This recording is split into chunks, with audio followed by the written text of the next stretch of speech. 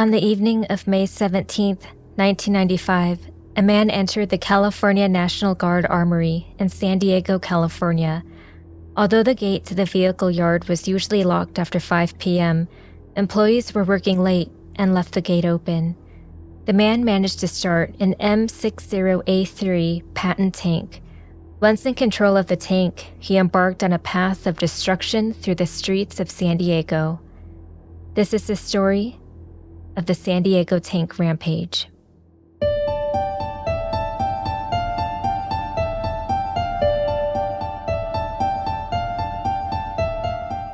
Hello, this is California Crime with Amy Jean. I'm your host out of California, Amy Jean. On this podcast, we will be covering true crime stories bi-weekly.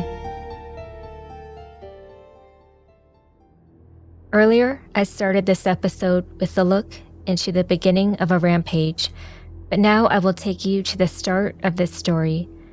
Sean Timothy Nelson was born August 21st, 1959 in California. Nelson was a bright, popular, hardworking adolescent while growing up in Claremont. He was the second of 3 sons born to Fred Nelson, a custodian, and his wife Betty, who worked on an electronics assembly line. He joined the Army in 1978 and served in a tank battalion in Germany. According to the Army, in 1980, he was honorably discharged for, quote, multifaceted disciplinary problems. At dusk on Wednesday, May 17, 1995, at approximately 6:30 p.m., Nelson drove his Chevrolet van to the California Army National Guard Armory in Kearny Mesa, a neighborhood in San Diego. The vehicle yard is completely deserted. A shirtless and disheveled Nelson likely uses a crowbar to break open the tank hatches. The tanks start with a push button and do not require an ignition key. The first 2 tanks he breaks into will not start. The third tank does, and is a 57-ton, 31-foot-long M60A3 tank carrying an anti-aircraft gun, a machine gun, and a 105mm cannon. It's later reported by the National Guard that the tank is not armed with shells, as ammunition is kept in another building, so none of the vehicle's weapons can be loaded or used by Nelson. Once it starts up, he crashes through the armory gates and takes off. San Diego police officers first become aware of the situation when undercover detectives who happen to be conducting surveillance in the area as part of a robbery detail witnessed a tank crash through a gate. One of the detectives immediately reports the incident. The San Diego Police Department officially learned of the unfolding event at 6:46 p.m. when the detectives radio that he is following Nelson. SDPD units head to intercept the tank, and California State Route 163 is closed. An SDPD captain later said of Nelson's tank skills, quote, he obviously knew what he was doing. He was working that tank pretty good, end quote. The tank, emitting black exhaust smoke, circles the neighborhood, crushing cars and ramming into traffic lights. The 57-ton tank easily plows through road signs and an RV. Nelson even attempts to knock down a bridge by running into its supports, but gives up after he fails to topple it with the first few hits. San Diego Police Department, everybody go back in your house, get off the street. This is the San Diego Police Department. Everybody get off the street and go back into your house right now. Everybody go back in your house right now. Neighbors would later describe the electricity suddenly shutting off and the sound of grinding steel tearing through the neighborhood. One neighbor runs out of his house to check the commotion and finds the army tank rolling towards him. The neighbor would tell reporters, quote, before I could do anything, it ran right over my truck, end quote. This guy's in big trouble. Yeah, let's put that mildly. He's doing these cars on purpose. Neighbors can also see Nelson laughing and staring wildly from the tank's turret as he rolls through the city. A 15-year-old girl is in the family minivan when Nelson rumbles towards them. Quote, he threw back his head. He was laughing and his eyes were bulging out of their sockets, end quote. Once on Baltic Street, the tank drives across the lawn and stops 20 feet from a house before it backs up and clips a fire hydrant, sending a 50-foot geyser into the air. From there, it heads west on Balboa Avenue, a strip of restaurants and department stores where it brings down several traffic lights and shatters a bus stop bench. During the rampage, Nelson seems to be avoiding people and targeting public utilities.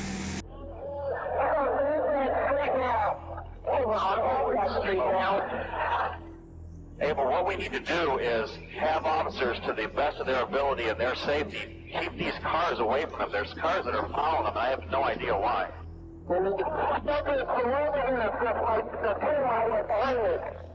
Okay, 10-4.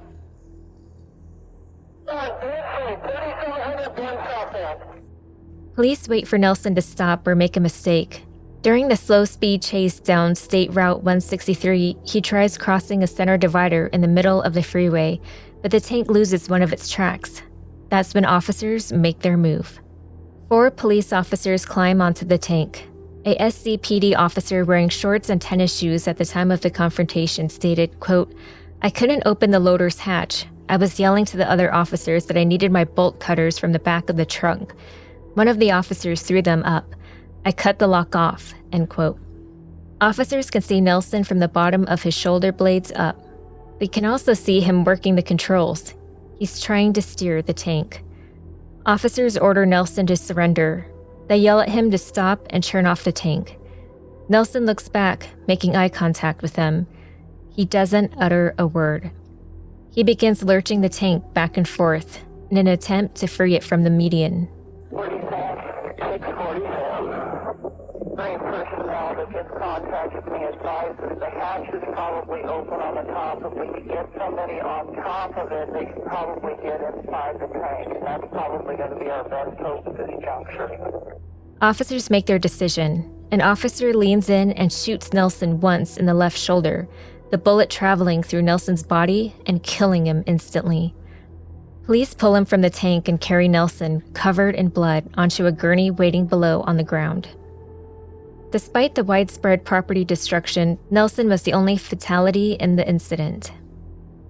In the end, 40 vehicles have been crushed in the 6-mile rampage, and 5,000 people are left without electricity for hours. Nelson led police on a 23-minute televised chase through the streets of the Claremont neighborhood of San Diego and then State Route 163. Police said he may have been heading toward Sharp Memorial Hospital, which he had been embroiled in a legal fight for negligence and false imprisonment after he got into a fight with an emergency room security guard. At the time, he was being treated for a broken neck from a 1990 motorcycle accident. According to friends, he also blamed the hospital for his mother's death. Police believe that Nelson may have been bound for the hospital on some kind of revenge mission. To understand a possible motive for the half hour of destruction, here is Nelson's backstory. After leaving the Army, Nelson married and spent 5 years working for Reasonable Plumbing. In 1991, he took a major step forward by starting his own plumbing business. However, his life began to unravel after the death of his mother from cancer in 1988, which coincided with a significant increase in his drug use. This ultimately led to the breakdown of his marriage as his wife left him due to his substance abuse. 4 years after his mother's death, his father passed away. In the year leading up to the rampage, police responded to Nelson's home 9 times, with some of the calls involving reports of domestic violence. His yard was filled with household garbage, scrap metal, and engine parts. Neighbors said he mowed his lawn in the middle of the night and had been drinking since his split from his girlfriend. In the months leading to Nelson stealing the tank, he had filed for mineral rights with the city and dug his own mine shaft in his backyard. The mine shaft was elaborate and more sophisticated than one may imagine. In footage taken from a local news outlet, a deep vertical tunnel housed in a reinforced steel wooden structure leads to a 17-foot descending drop. Mounds of dirt and rock dotted his backyard. Nelson did believe he had gold on his property after he found what he believed to be a golden nugget. That alleged find would inspire him to get into gold mining. He would recruit locals to help him dig in the hole.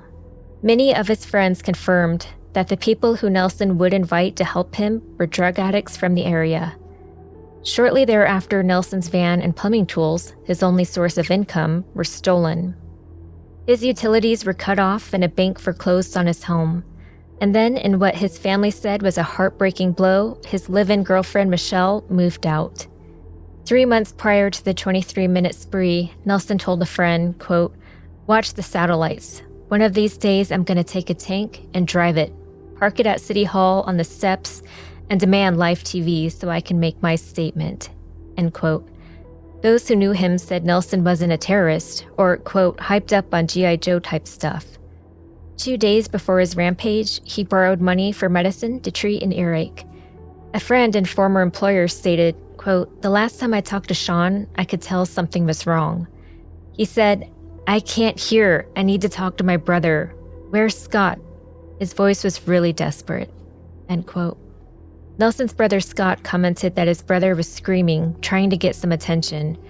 Scott stated that he saw the rampage on TV and at the time didn't know his brother was involved.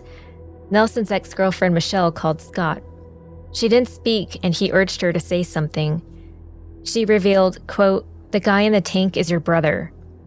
Scott replied, "No, don't say that." Scott was told he needed to contact the coroner's office or the police. He stated to a documentary crew that he didn't want to talk to them, but eventually did. The police wanted him to positively identify Nelson through pictures, which Scott wasn't able to do. He finally could see it was his brother from news footage of him being taken out of the tank, already dead. After the rampage, friends of Nelson criticized authorities for killing him. They believed that the police could have used tear gas or tried to talk him out of the tank. But along the way, Nelson crashed into a van, hurting a mother and child, although they only suffered minor injuries. Speaking about the incident at the time, San Diego Police Captain Tom Hall said, quote, "You've got a 53-ton vehicle driven by someone purposely hitting vehicles that are occupied. That is a serious threat to public safety." End quote. The state of California paid about $150,000 to cover property damage from the May 17th incident. It moved military tanks out of all National Guard armories statewide, relocating them to Camp Roberts in San Luis Obispo and Fort Irwin in Barstow. The incident raised awareness about the importance of safeguarding military equipment and has led to discussions on better security measures to prevent unauthorized access in the future. The National Guard was considered negligent, so the state eventually paid the damage claims of 28 individuals, companies, and the city, according to public documents. The payout included $10,000 for Pacific Bell, over $12,000 to the city of San Diego, and over $40,000 to San Diego Gas and Electric. The rest was paid to citizens, mostly for damage to motor vehicles. The district attorney announced that San Diego police were justified in using deadly force to stop Nelson.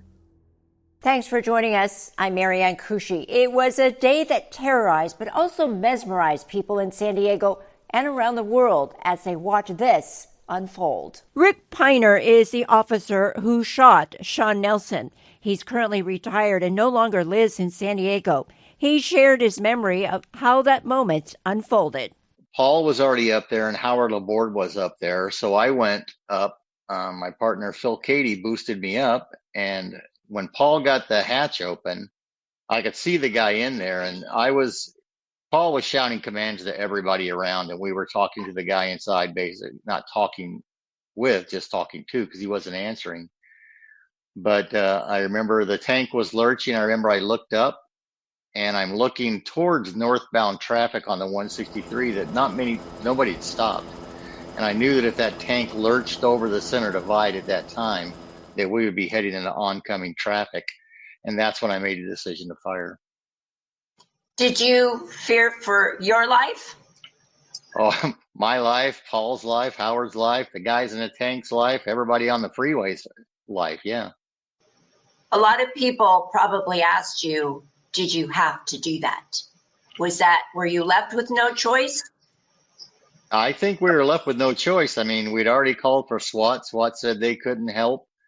You got a 60-ton tank that's made for war driving down the freeway, and you got 3 cops on top of it. I mean, what else can we do? We didn't know that there was anybody else in it. We didn't know whether he had brought guns on board the tank or not. We didn't know anything about it. We were just with that situation, and we reacted as we'd been trained the best we could. How did it change your life? Well, I was awarded several awards through the police department. I mean, I became known throughout the police department. when you involved in a fatal incident, it changes your life in subtle ways that, you don't even realize that, trouble sleeping later on in life, things like that you don't even think, there could be things that I do now that I don't even equate to what happened, but it's entirely possible it is. That moment, though, it had to have made an impact, because going back over it with Paul, it brought back a lot of visuals for me. So are the memories still vivid? Oh yeah. It's funny that, out of all the psychological classes I've taken over the years, humans are the only species we know of that can actually recreate physiological symptoms from a memory.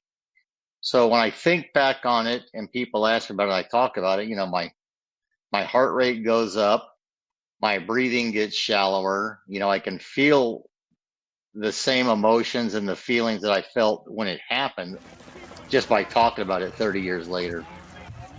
I won't say it was just another day in police work, because it wasn't. That was something truly out of the box, and nobody knew what to do, including me. But now I think that, just like we learn from our tragedies, everything we do, we use to, okay, if this happens again, what can we do? The events leading up to the damage were undeniably tragic, and Nelson's death marked a sorrowful end to a long and difficult struggle. His brother later explained that Nelson had been a man deeply in need of help. Scott told reporters, quote, "The man who died yesterday was only a shell of the person we loved. The real Sean died 2 years ago at the hands of drugs and alcohol. We are very sorry for all the damage done and very thankful that no one was hurt." End quote.